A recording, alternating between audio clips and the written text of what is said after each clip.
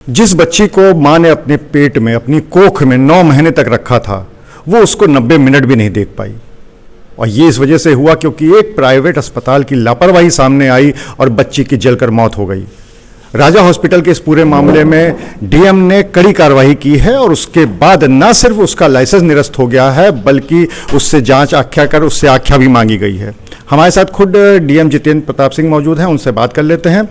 Sir, बहुत ही दर्दनाक मामला, बहुत ही दर्दनाक घटना, और वहाँ पर NSIU जिसमें कि उसकी परमिशन भी नहीं थी, उसके बावजूद चल रहा था। इस पूरे मामले में जब आपके संज्ञान में मामला आया तो उसके बाद से अभी तक की क्या कार्रवाई हुई है? हाँ, ये बहुत ही दुखद घटना है कि एक नवजात बच्चे की मृत्यु हॉस्पिटल में अनफॉर्चुनेटली जल जाने के फलस्वरूप हो रही है।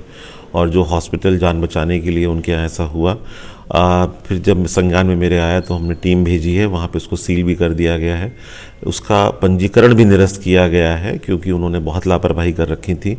और उसके अलावा जो उनका आयुष्मान में इम्पैनलमेंट था उसको भी निरस्त करने की संस्तुति की गई। मेरी बात हुई है लखनऊ में MD साचीज से भी।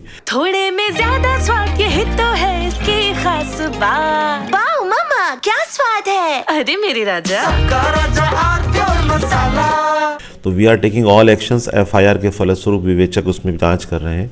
अभी नेग्लिजेंस लीडिंग टू मर्डर की धाराएं धारा 106 BNSS में लगी है और इसमें कार्रवाई हम लोग इंश्योर करेंगे कि लोगों को सबक मिले कि किसी की भी जान अगर बन पाती है, ऐसा कुछ अनफॉर्चुनेटली होता है तो बहुत ही दुखद है।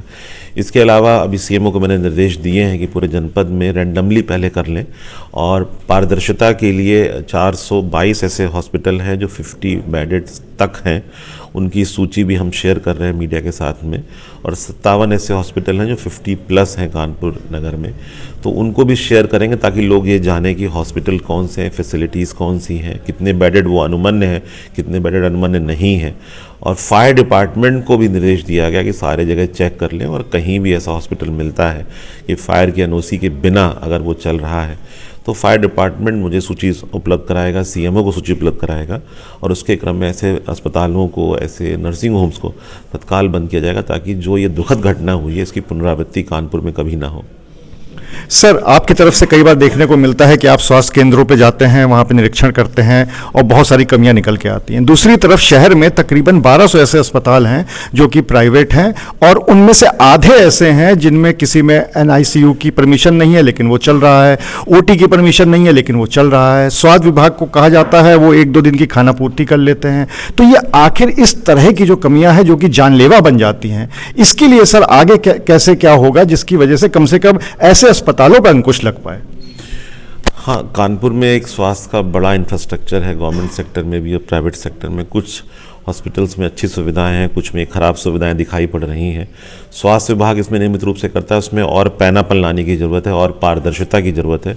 मेरी ओर से निर्देश दिए गए CMO को कि ट्रांसपेरेंटली सारी चीज़ों को रखें और किसी को कोई ढील ना दी जाए जिसका कोई खामियाजा पब्लिक को भुगतना पड़े। हमें और सख्ती करने की आवश्यकता है। अभी आपने एक जानकारी दी कि ये पूरी लिस्ट जारी होगी, तो क्या ये पब्लिक डोमेन पे उपलब्ध होगी जिससे पब्लिक को पता चल पाए कि किस अस्पताल के पास OT है या उसके पास परमिशन है या नहीं है? क्या ये पूरी पब्लिक डोमेन पे आएगी और कब तक आएगी? यस, लिस्ट हम लोगों ने आज जारी की है और उसके अलावा फैसिलिटीज़ कौन सी अनुमन्य है कौन सी नहीं, इसको भी हम जारी करेंगे ताकि लोगों को पता रहे सबको। और उन हॉस्पिटल्स के लिए जो गाइडलाइंस है क्लिनिकल एस्टेब्लिशमेंट एक्ट में जो भी रजिस्ट्रेशन है उसमें हॉस्पिटल के लिए भी निर्देश हैं कि उन्हें क्या डोमेन में दिखाना है, कैसे दिखाना है। और सभी हॉस्पिटल का ये दायित्व है कि वो एक सेफ़ प्लेस है और उसमें करें। और जो बैड प्रैक्टिसेस वाले हैं, चूँकि अच्छे हॉस्पिटल्स भी हैं, ख़राब हॉस्पिटल कुछ दिख रहे हैं, तो ख़राब हॉस्पिटल के खिलाफ हमें कार्रवाई करनी है ताकि अच्छे हॉस्पिटल और अच्छा काम कर सकें। जिस माँ की बच्ची चली गई उसको तो हम लोग वापस नहीं ला सकते, लेकिन इतना ज़रूर है कि अब डीएम की तरफ से ये पहल शुरू हुई है कि अब जो भी अस्पताल यहाँ पर होंगे उनकी पूरी एक सूची जारी होगी, उसमें कौन सी फैसिलिटीज़ की उनकी परमिशन है ये भी पता चलेगा ताकि अगली बार जब आप मरीज़ लेके जाएँ अस्पताल में तो कम से कम उस सूची को देख लें और फिर उसी के अनुसार जाएँ। अनुराग अग्रवाल, TV9 कानपुर। थोड़े में ज्यादा स्वाद ये तो है इसकी खास बात। वाओ मामा, क्या स्वाद है! अरे मेरे राजा, मसाला।